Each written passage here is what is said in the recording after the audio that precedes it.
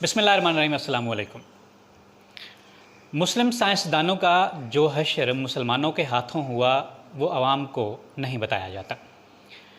आज बड़े फ़ख्र से कहा जाता है कि वो हमारे मुस्लिम साइंसदान थे, हमारे असासा थे, अगरचे इल्म का कोई मज़हब नहीं होता।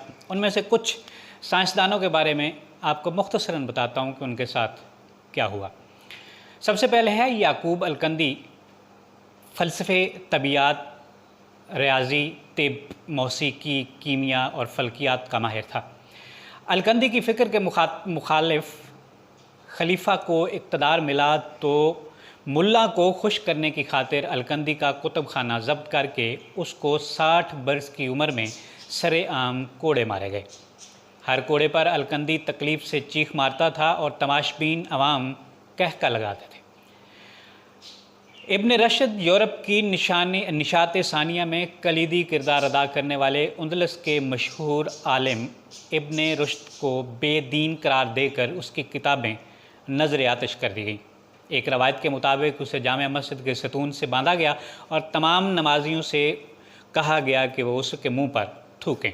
इस अजीम आलिम ने ज़िंदगी के आखिरी दिन जिल्लत और गुमनामी की हालत में बसर किए। इब्न सीना, जदीद तिब के बानी इब्न सीना को भी गुमराही का मरतकब और मुर्तद करार दिया गया। मुख्तलिफ हुक्मरान इसके ताक़ुब में रहे और वो जान बचा कर छुपता फिरता रहा। उसने अपनी वो किताब जो 600 साल तक मशरक़ और मगरब की यूनिवर्सिटियों में पढ़ाई गई, यानी अल कानून फ़ी तिब, हालत रूपोशी में लिखी। ज़िक्रिया अल-राज़ी, अज़ीम फ़लसफ़ी, कीमियादान, फ़ल्कियातदान और तबीब ज़िक्रिया अल-राज़ी को झूठा, मुल्हिद और काफिर करार दिया गया। हाकिम वक्त ने हुक्म सुनाया कि राज़ी की किताब उस वक्त तक उसके सर पर मारी जाए जब तक या तो किताब नहीं फट जाती या राज़ी का सर नहीं फट जाता।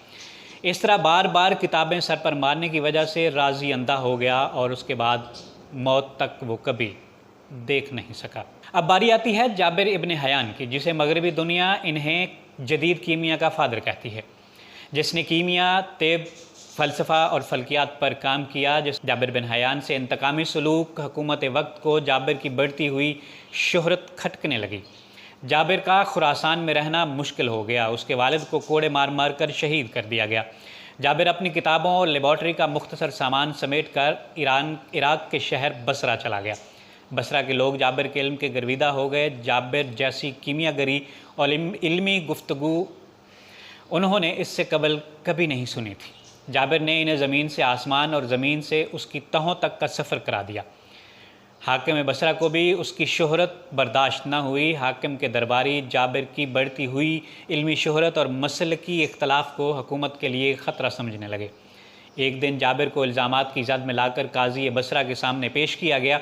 काजी ने हाकिम की इमा पर जाबिर को सज़ाए मौत सुना दी और यूँ जिस जाबिर बिन हयान को आज दुनिया मगरब बाबा कीमिया यानी फ़ादर ऑफ केमिस्ट्री कहती है, उसकी कीमियागरी, इल्म और साइंसी ईजादात को उसके अपने हम मज़हबों ने जादूगरी, कज़ब और कुफ्र करार दिया। अब बारी आती है मारूफ़ पाकिस्तानी माहिर तबियात डॉक्टर अब्दुस्सलाम की, जो नज़रियाए इल्म तबियात के हवाले से 20वीं सदी की अहम शख्सियत हैं। पाकिस्तान के वो वाहिद साइंसदान हैं जिन्हें 1979 यानी 79 में तबियात के शोबे में नोबल इनाम दिया गया। उन्हें यह इनाम 2 अमरीकी साइंसदानों शेल्डन ली और स्टीवन वेम्बर्ग के साथ मुश्तरका तौर पर दिया गया। हुकूमत पाकिस्तान ने उन्हें सदारती तमगा बराए हुस्न कारकर्दगी, सितारा इम्तियाज़ और निशान इम्तियाज़ जैसे एजाज़ात भी अता किए। 22 ममालिक ने अपने आला एजाज़ात से भी नवाजा। डॉक्टर अब्दुस्सलाम को 36 ममालिक ने एजाज़ी डॉक्टरेट की डिग्रियां भी दी। डॉक्टर अब्दुस्सलाम 1960 से 1974 तक हुकूमत पाकिस्तान की जानिब से मुशीर साइंस के ओहदे पर भी फाइज रहे।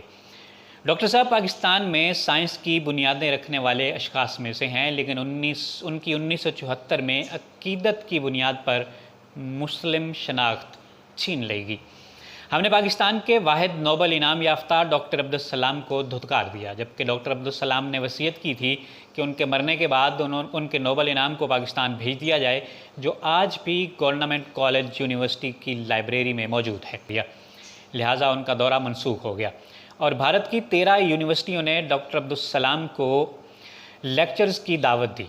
उसने पाकिस्तानी शहरियत को आखिरी दम तक तर्क नहीं। डॉक्टर अब्दुल सलाम की कम्युनिटी को गैर मुस्लिम करार देने का एक अहम सबब उनका गिरोह मुसल्ला जहाद को हराम करार देता था और बकाया तमाम मुस्लिम गिरोह उसे जायज़ समझते थे और हुक्मरान अशराफिया आलमी साम्राज्य इस जहाद से भरपूर फ़ायदा उठाने का इरादा रखते थे।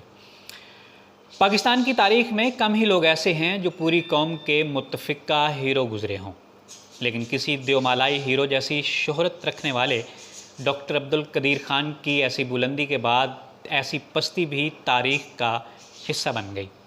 मगरब में मनफी किरदार के तौर पर जाने के बावजूद वो पाकिस्तानियों के हकीकी हीरो थे और रहेंगे, जिन्होंने आलमी वबा की मौजूदगी में पाकिस्तान के लिए एटम बम बनाकर उसे पड़ोसी मुल्क भारत की कई गुना अस्करी क़ुव्वत के ख़िलाफ़ मुमकिना मज़ाहमत फ़राहम की। 2003 में अक़वाम मुत्तहिदा के जौहरी हथियारों से मुतल्लिक़ इदारे डॉग वॉच ने इस्लामाबाद को एक ख़त लिखा जिसमें इल्ज़ाम लगाया गया कि पाकिस्तानी जौहरी साइंसदानों ने जौहरी राज फ़रोख्त किए हैं। बाद अज़ां सरकारी टीवी पर आकर डॉक्टर अब्दुल कदीर ख़ान ने गैर कानूनी तौर पर जौहरी टेक्नोलॉजी की ईरान, लीबिया और शुमाली कोरिया मुंतकिली के जुर्म का एतराफ़ भी किया, जिसके बाद उन्हें इस्लामाबाद में ही उनके घर पर नज़रबंद कर दिया गया। फरवरी 2009 में इस्लामाबाद हाई कोर्ट ने उनकी नज़रबंदी ख़त्म करने के अहकाम जारी किए और कहा कि डॉक्टर अब्दुल कदीर एक आज़ाद शहरी हैं। अदालती हुक्म पर उनकी नज़रबंदी तो ख़त्म कर दी गई, लेकिन वो अपनी नक्लो हरकत के बारे में हुक्काम को मुत्तला करने के पाबंद थे और हर वक्त सिक्योरिटी के हिसार में रहते थे। पाकिस्तान के जौहरी प्रोग्राम का कलीदी किरदार और मोहसिन पाकिस्तान 10 अक्टूबर 2021 को 85 बरस की उम्र में अपने ही मुल्क में इंसाफ मांगता हुआ इस तारिफ़ानी से कूच कर गया और उनको इस्लामाबाद के H8 के कब्रिस्तान में सरकारी एजाज़ के साथ सुपुर्द खाक किया गया। यूँ सदियों से मुसलमानों की बेहिसी का चलता हुआ वो सिलसिला जो आज भी जारी है, अहले इल्म और हुनर अफराद की ऐसी कदरदानी और इल्म दुश्मनी का सिलसिला हमारे यहाँ आज भी ज़ोर व शोर से जारी है। आज के लिए इतना ही, इजाज़त दीजिए। अल्लाह निगहबान।